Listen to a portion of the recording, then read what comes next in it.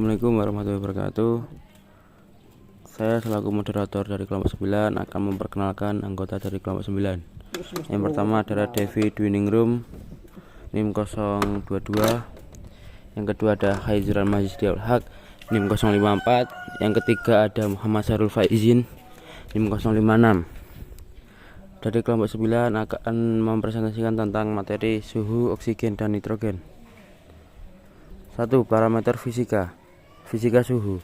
Suhu merupakan suatu besaran yang menunjukkan derajat panas pada benda yang diukur dengan alat termometer.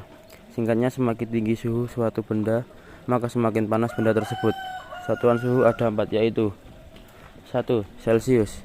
Celcius adalah satuan yang paling banyak digunakan dalam kehidupan sehari-hari. Satuan ini ditetapkan oleh seorang ahli fisika asal Swedia bernama Andreas Celsius.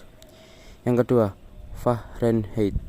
Fahrenheit ditetapkan oleh seorang ilmuwan fisika berkebangsaan Jerman, yaitu Gabriel Daniel Fahrenheit. Ia menetapkan titik beku air untuk ukuran Fahrenheit sama dengan 32 derajat dan titik didih air sama dengan 212 derajat. Yang ketiga, Reaumur. Titik tetap bawah Reaumur adalah 0 derajat dan titik tetap atasnya sebesar 80 derajat. Reaumur juga memiliki 80 satuan derajat. Penulisan suhu skala Reaumur dapat ditulis dengan 40 derajat Reaumur untuk menyatakan 40 derajat Reaumur. 4. Kelvin. Kelvin ditetapkan oleh seorang ilmuwan Inggris bernama Lord Kelvin. Kelvin adalah satuan suhu dalam sistem satuan internasional. Faktor yang mempengaruhi suhu. Jumlah radiasi yang diterima per tahun, per bulan, per hari, dan per musim. 2. Pengaruh daratan atau lautan. 3. Pengaruh ketinggian tempat. 4. Pengaruh angin secara tidak langsung, misalnya angin yang membawa panas.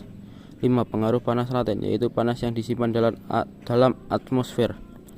Standar baku mutu air laut menetapkan nilai ambang suhu antara 26 derajat Celcius sampai 30 derajat Celcius.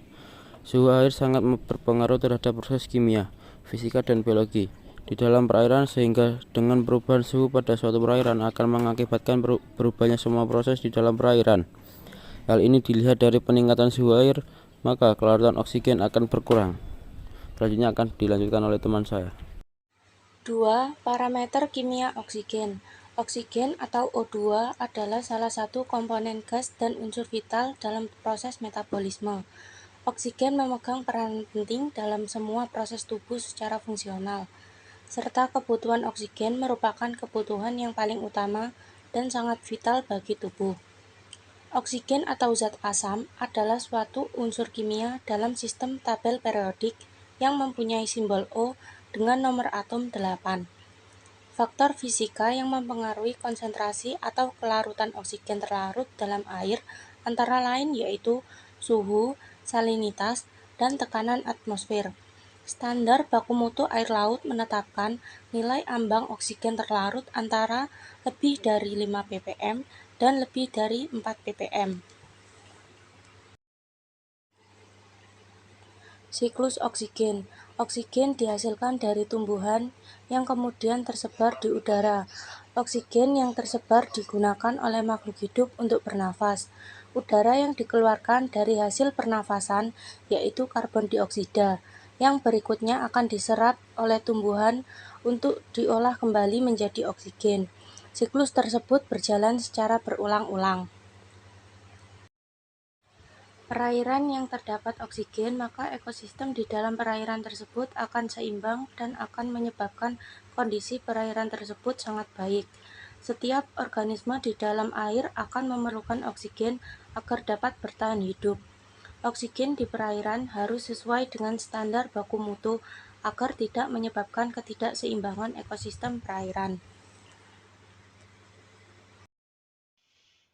Parameter kimia nitrogen. Nitrogen adalah suatu unsur kimia dalam tabel periodik yang memiliki lambang N dan nomor atom 7. Unsur yang juga disebut sebagai zat lemas ini pertama kali ditemukan dan diisolasi oleh dokter berkembang Skotlandia Daniel Rutherford pada tahun 1772.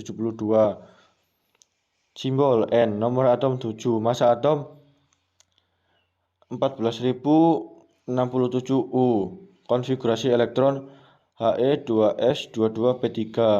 Titik lebur min 210 derajat Celcius. Titik min 195,8 derajat Celcius. Bilangan oksidasi 54321 min 1 min 2 min 3. Oksidasi asam kuat. Terus nitrogen berasal dari jatuhnya nitrogen bersama air ke dalam tanah. Nitrogen diproses oleh bintit akar menjadi amonium. Proses ini disebut fiksasi nitrogen. Nitrogen amonium diubah menjadi nitrat, dan nitrat dapat digunakan oleh semua tumbuhan. Proses ini disebut asimilasi. Jika ada tumbuhan atau hewan mati, maka akan didekomposer dan menjadi amonium, lalu kembali lagi ke nitrat. Proses terakhir yaitu nitrat yang masih tersisa di dalam tanah dan diubah lagi menjadi nitrogen oleh bakteri denitrifikasi dan kembali lagi ke awal. Begitu juga seterusnya. Faktor yang mempengaruhi fiksasi nitrogen secara biologis ada 3, yaitu tanah, tanaman, rhizobium.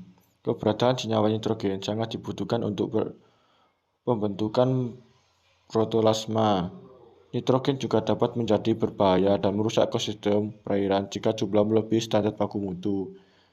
Terima kasih, sekian dari saya. Wassalamualaikum warahmatullahi wabarakatuh.